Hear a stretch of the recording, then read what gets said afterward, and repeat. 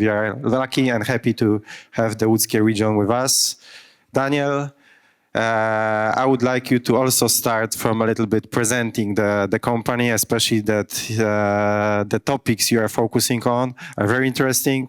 I noted developed advanced medical imaging and diagnostic solutions using big data, using AI, radiology system, hospital automation. So it's a lot of those buzzwords that we hear in Brussels. I mean, on the AI, how it can benefit, how we can benefit, how to use it, how to contribute from it. So if you could tell us, Daniel, a little bit more about the company and your area of expertise, that would be great. Yes. So the company exists for 20 years and we specialize with the medical systems. And for over 8 years, we are developing artificial intelligence models specifically focused on radiology. Just on the general level, important reason for us is why we are doing it. And we are driven by the mission that there's enough of money in the healthcare system. The only thing that we need to change, we need to basically use these resources more efficiently. And with the technology is possible. As of the criteria of success of the company is simple.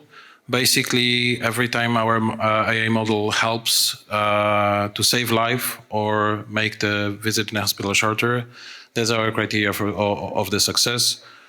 We have the best model, AI model in the world for strokes. Every single one of you can have a stroke. That's a very uncomfortable thing to hear, but that's true. And whenever this happens, you have 4 hours to get to the hospital that's specializing with brain surgeries. Operation. Of course, our models work in every size of the hospital, and this is where the change actually happens, and this is how we help to save lives. Because every modern hospital has a device, the CT scanner or MRI scanner, that can acquire the image of the stroke. The problem is that there's not enough of resources to check all of the images at once, and this is where AI makes a difference.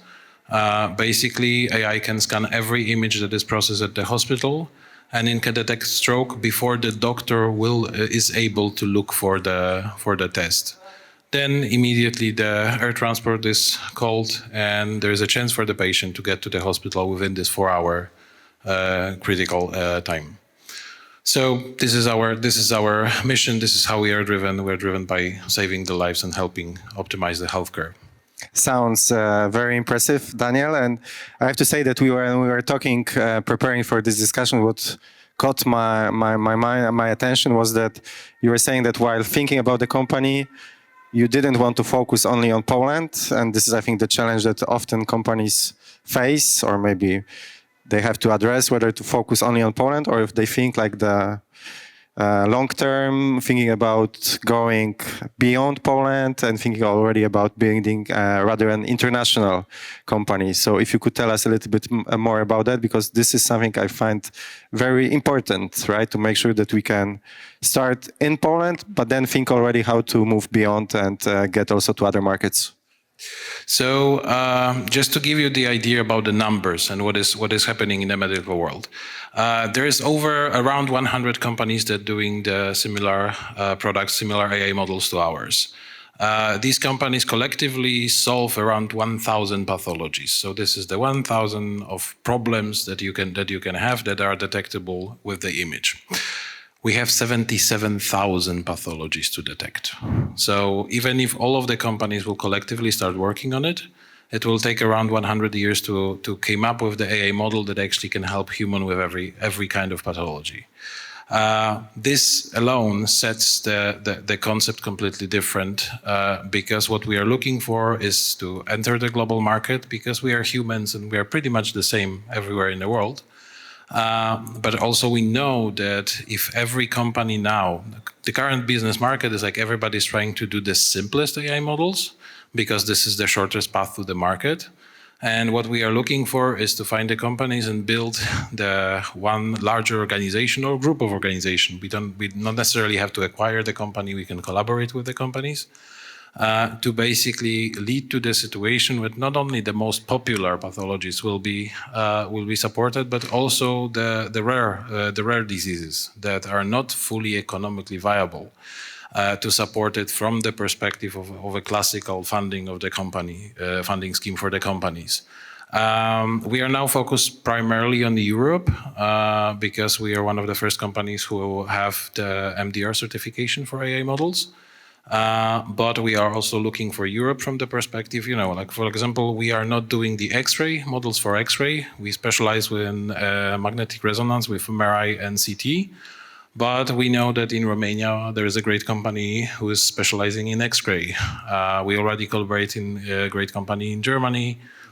So we are looking at it, the problem that we try to solve is too big for the one company, or maybe a few years from now, I will say we solve it completely. That would be a nice outcome for us. But for now, we try to realistically create a group of companies that basically solving the problem. Okay, I think it's a very good approach and case to follow.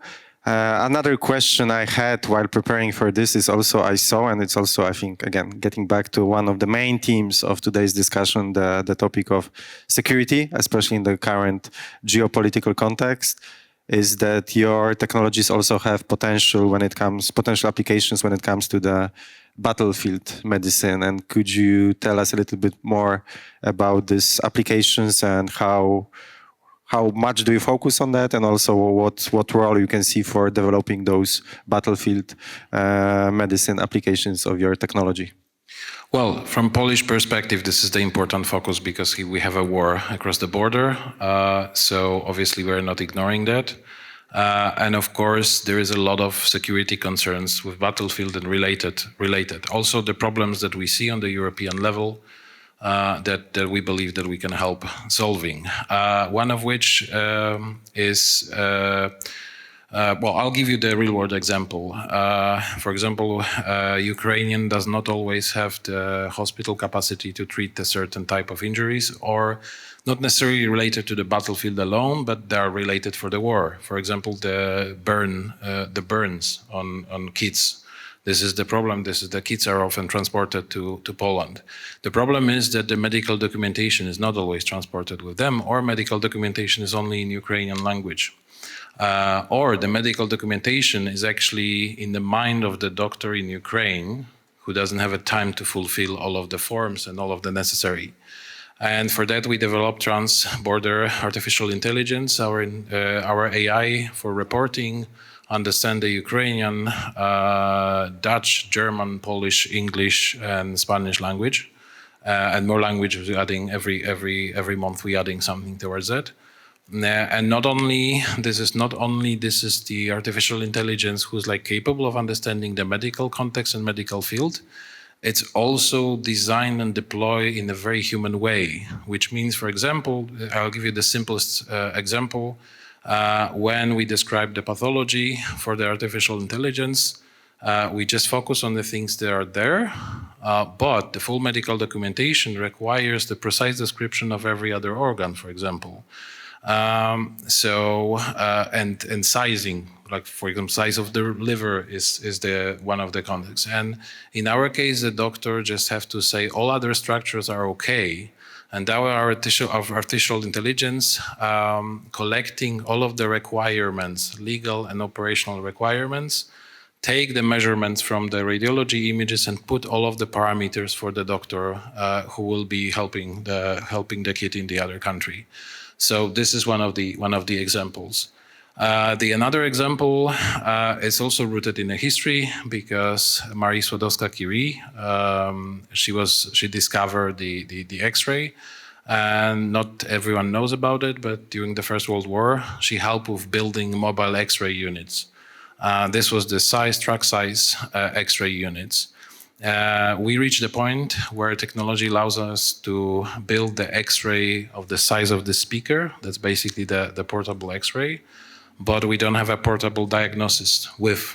So our idea is like to use our expertise in AI and our AI models to diagnose in the battlefield environments with the instant results. on the battlefield, which again, it's all of the part of our mission of saving lives and helping where the help is needed. Sounds very impressive, and I think we all will keep our fingers crossed for this project. Last question, Daniel, I have for you is that one of the themes that maybe not of the conference today that much, but actually it will also lead to the next Fireside Chat discussion is this issue of digital sovereignty of the European Union and how to strengthen it. We live in those times that we live in, and definitely we have to address also this challenge to make the country and Europe, the European Union, more independent also when it comes to digital areas, digital issues. So from your perspective, how companies like yours with those all bold ideas, bold plans, ambitious plan, how it can contribute to this concept of strengthening the sovereignty, the digital sovereignty of the European Union? Well, just to, again, put it a little bit in a wider context. 80% of the hospital visit is done using some form of imaging, which means that if the imaging system stops working, the hospital effectively cannot operate anymore. So we have to think about the hospitals as a critical infrastructure, in conflict or outside of conflict, that doesn't matter. The thing is, like, AI will help diagnosis the working of the hospital. AI speeds up it significantly, but also AI have to be computed somewhere. So we need to think about the building, and we are thinking about it, to building the infrastructure that is distributed and inside of the hospitals. And one of the practical example of this digital sovereignty, but also the security that we talked a few seconds ago, is basically that in every hospital we have the compute unit that is capable of analyzing the test results from this hospital. But we also can move it dynamically to the cloud if needed. So even if something happening with the hospital, both the data and the compute can be moved to the same hospital in the region or on the regional level, or on the European level. So we build this kind of the systems, and this is also something that is very passionate about us, because we're not only thinking about singular hospitals. In West Poland, there is a Lubuski region, and I mentioned at the beginning the stroke detection technology. In this region, the stroke detection and our AI models were purchased on the regional government level, which means that no matter the size of the hospital in the region, they have the access to the same AI. And again, we have numbers that actually change and save life, especially with the stroke or with the pulmonary embolism detection. Thank you very much, Daniel. I'm sure we'll all keep our eyes on the development of your company. It was a pleasure. I think it's a great example of a company from Poland that has those bold and ambitious plans, and we are looking forward to seeing you next time with even more broader ambitions and plans. Thank you very much. We have a closing joke, which is half joke, half serious. Well, see you soon, or not soon, because sooner rather or later, every one of you will be our customer.